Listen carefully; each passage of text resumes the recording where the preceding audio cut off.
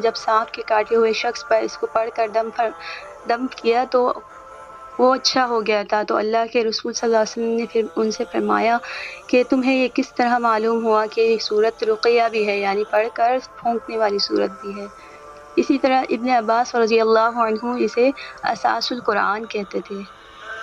یہ سورہ مبارکہ اللہ کے نبی صلی اللہ علیہ وسلم پر نبوت کے ابتدائی دور میں نازل ہوئی، بلکہ معتبر روایات سے تو یہ معلوم ہوتا ہے کہ پہلی سورت جو اللہ کے نبی صلی اللہ علیہ وسلم پر نازل ہوئی وہ سورہ فاتحہ ہے۔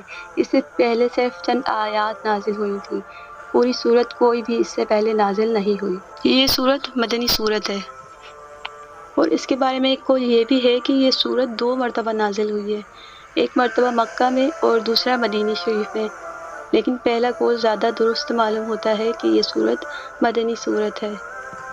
سورہ فاتحہ قرآن پاک کی بہت ہی عظیم سورت ہے۔ پھر